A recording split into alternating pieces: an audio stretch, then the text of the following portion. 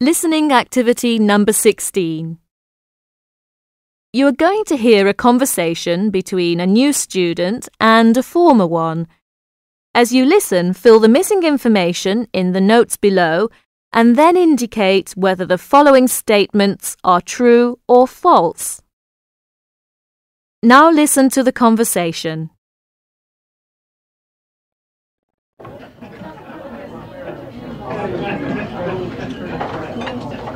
The lecture was interesting. I really enjoyed it.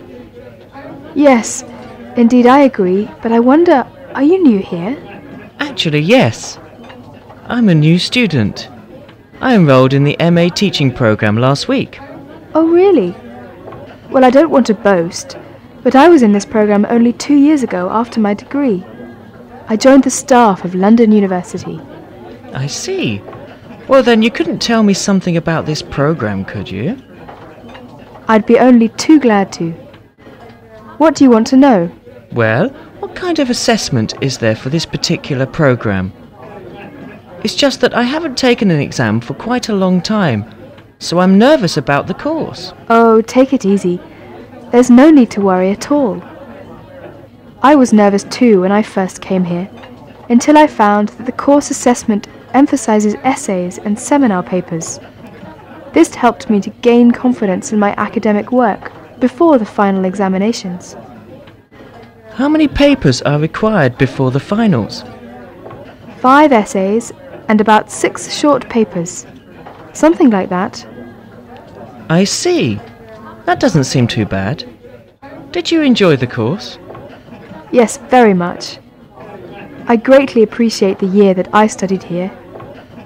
At first I thought the course would be very theoretical, but in fact it was very practical and relevant to the actual teaching.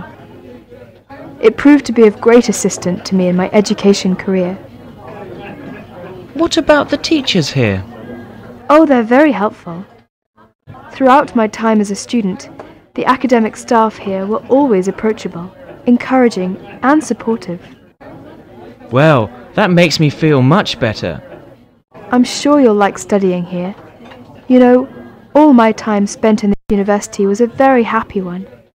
I made many good friends and thoroughly enjoyed the student life on campus. The lecturer today is one of my good friends here. Oh, is she? Well, sorry, but I have got to leave now. I enjoyed talking with you. Thanks for your help. It's been nice talking with you too. Good luck.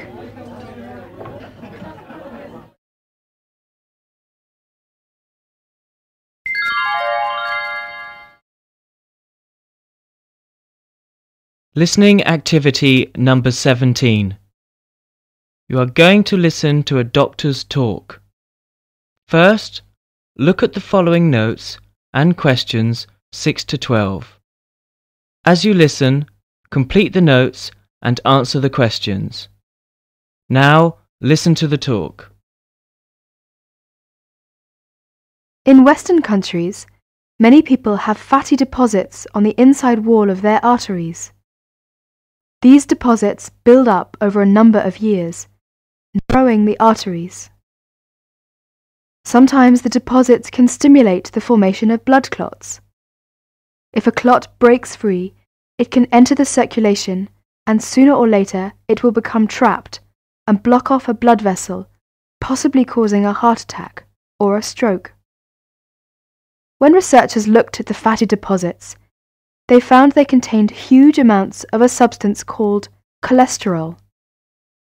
Everyone has cholesterol in their blood, although often the amounts detected in heart disease victims are much greater. So what is the link between what you eat and the cholesterol in your blood? The answer seems to be that the amount and type of fat in your diet are crucial in determining the cholesterol level in your blood. Food contains 2 main types of fat. They are called saturated and unsaturated fats. Saturated fats are the baddies, raising blood cholesterol level, while unsaturated fats, called polyunsaturated, will help to lower it. Polyunsaturated fats also contain lots of essential fatty acids like linoleic acid. As their name suggests, essential fatty acids are vital for health and cannot be made by the body. We should try to reduce the amount of saturated fat we eat and partially replace it with polyunsaturated fats. Polyunsaturated fats are naturally found in some nuts and seeds like sunflower seeds, and in oily fish like mackerel. Margarine and oils which contain a high proportion of polyunsaturated fats are clearly labelled as such. Products which are high in polyunsaturated are also low in saturated fats.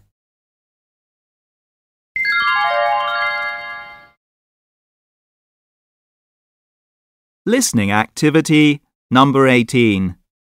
You're going to hear a talk about the city of Pompeii. As you listen, fill in the gaps in the notes below and then indicate whether the statements are true or false. Now, listen to the talk. Today, many people who live in large metropolitan areas, such as Paris and New York City, leave the city in the summer. They go to the mountains or to the seashore to escape the city noise and heat. Over 2,000 years ago, many rich Romans did the same thing. They left the city of Rome in the summer. Many of these wealthy Romans spent their summers in the city of Pompeii. Pompeii was a beautiful city. It was located on the ocean, on the Bay of Naples. In the year 79 AD, a young Roman boy, who later became a very famous Roman historian, was visiting his uncle in Pompeii. The boy's name was Pliny the Younger. One day, Pliny was looking up at the sky when he saw a frightening sight. It was a very large dark cloud. This black cloud rose high into the sky. Rock and ash flew through the air. What Pliny saw was the eruption, the explosion, of the volcano Vesuvius. The city of Pompeii was at the foot of Mount Vesuvius. When the volcano first erupted, many people were able to flee the city and to escape death. In fact, 18,000 people escaped the terrible disaster. Unfortunately, there was not enough time for everyone to escape. More than 2,000 people died. These unlucky people were buried alive under the volcanic ash. The eruption lasted for about 3 days. When the eruption was over, Pompeii was buried under 20 feet of volcanic rock and ash. The city of Pompeii was buried and forgotten for 1,700 years. In the year 1748, an Italian farmer was digging on his farm. As he was digging, he uncovered a part of a wall of the ancient city of Pompeii. Soon, archaeologists began to excavate, to dig, in the area. As time went by, much of the ancient city of Pompeii was uncovered. Today, tourists come from all over the world to see the ruins of the famous city of Pompeii.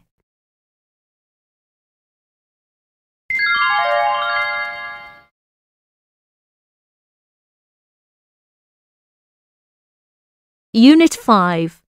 Note completion and true or false. Listening activity number 19. You will hear a dialogue about accommodation in the UK.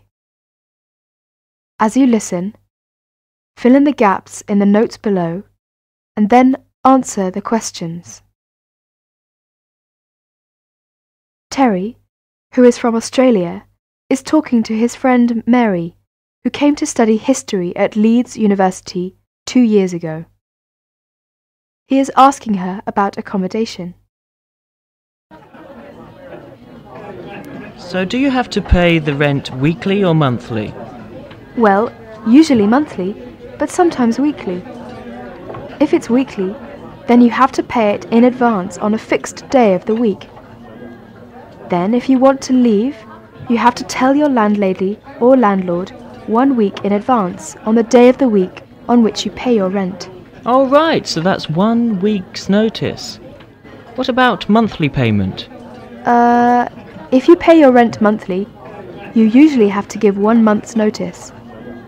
But if you have furnished accommodation, or you don't get any meals, then legally you have to give 1 month's, even if you're paying weekly.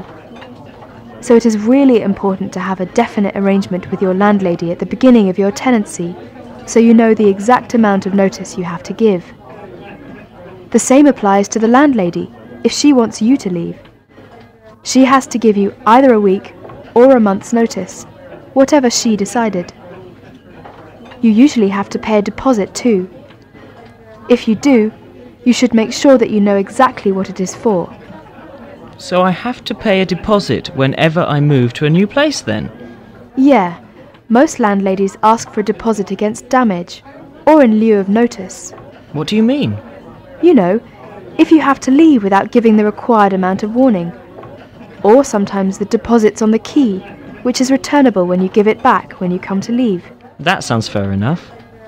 You should really get a receipt for any deposit you pay, because it'll probably say what it's for. Oh, and you should also make sure that you have a rent book, or some sort of receipt for your rent. If your landlady doesn't give you one, get one yourself, and make sure that she signs it when you pay. Why's that? Well, you know, some students have had some trouble with paying their rent. Sometimes the landlady may say that you didn't pay, or something, so it is good to have a rent book to have proof. Okay, so that's pretty important. Yes, and quite often there are house regulations written in the back of the rent book, or sometimes displayed somewhere in the house. They may well be a part of your contract of tenancy, so make sure you check them. What happens if I want to share a room with a friend? Will that be allowed? Well, if you have a single room, it should only be used by one person. If you want to share, you have to ask your landlady's permission, so it really depends on her. Do I have to sign any contract or agreement with the landlady? Yeah, sometimes, especially if you're living in self-contained accommodation. Make sure you read it really carefully, as it'll be legally binding, and you'll have to pay rent for as long as the agreement says. You can get legal advice if you're not sure about anything. Oh, and get a copy of it too. Okay, thanks for your help. It'll be really useful, I'm sure.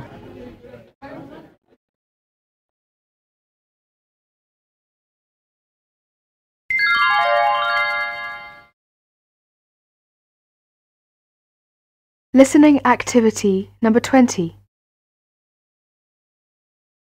You are going to listen to a conversation between two students.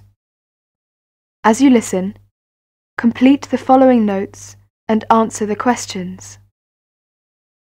Now listen to the conversation. I hear you live in lodgings. How do you get on with your landlady? Oh, really well actually.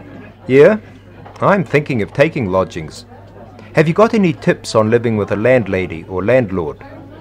Well, basically I just try to fit in with the customs of household. So right at the beginning, you should find out when meals are served and be punctual for them. British people seem to get quite annoyed if you are late for the dinner table. What about having friends round? Yeah, it's a good idea to ask your landlady when the most convenient times are, and also for things like having a bath or receiving telephone calls. If you know you're going to be late for a meal, or late home at night, you should let her know so she can save your dinner or give you a key. Do I have to do any housework? No, you don't have to at all. But I'm sure your landlady would be really glad if you kept your part of the house clean and tidy, and made your own bed, things like that. Of course, if you live in your own flat, you'll have to do the housework yourself. What about gas or electricity? Is that included in the rent? Sometimes, but usually it's an extra charge in lodgings. There'll be a meter, which you have to put coins into. Oh, I've never seen one before. How do you use it? Well, they vary quite a bit. You'll have to ask about how exactly it works. You may have to use some extra blankets. Not all places have central heating, and bedrooms can get pretty cold in the winter. Oh no, I can't stand the cold. Oh, it's not too bad. If it's really cold, you can buy a hot water bottle to warm the bed up before you get in. It would be very expensive to heat your bedroom throughout the night. Good idea. I'll get myself a hot water bottle for winter. Yeah, gas and electric heaters shouldn't really be left on all night anyway, unless you have good ventilation. If there is a gas fire in your room, you should really be careful about turning the gas tap off before you go to bed. Oh yes, I always check the gas before I go to bed or go out. You mustn't blow out the flame on the gas fire, or turn on the gas without lighting it immediately. Yeah, you have to be really careful with gas. Also, the voltage in the UK is 240 volts, so you should make sure that if you use any electrical appliances, it's the right voltage.